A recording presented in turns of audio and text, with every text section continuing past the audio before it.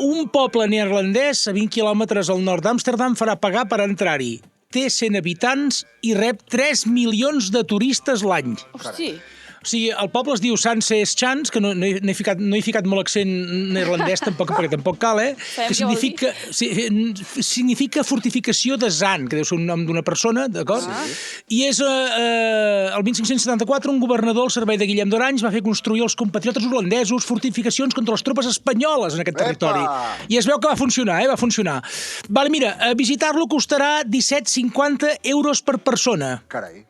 I diu que els diners que es recaptin es faran servir per mantenir els molins de vent, els edificis històrics, molts del segle XVI i XVII, i les infraestructures, i per millorar-ne els serveis, com per exemple per fer-hi lavabos públics. O sigui, si falten lavabos públics, no em vull ni imaginar per què fan falta.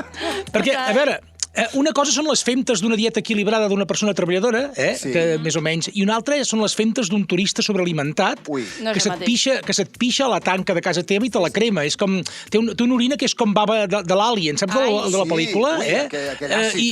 I no vull ni imaginar-me si se li gira més feina gastrointestinal. És que no vull ni imaginar-lo, O sigui, els comerciants... Imagina't, els comerciants, restauradors i empresaris de la zona hi estan en contra, òbviament, perquè, clar, això serà un sedàs que dissuadirà més gent anar-hi, no? Però jo penso que per anar a tocar els collons a uns veïns d'un poble, que tampoc n'hi ha per tant, són 4 molins de vent i això, i deixar-hi de posicions, 17,50 és bastant barat, què vols que et digui, tu, sí o no?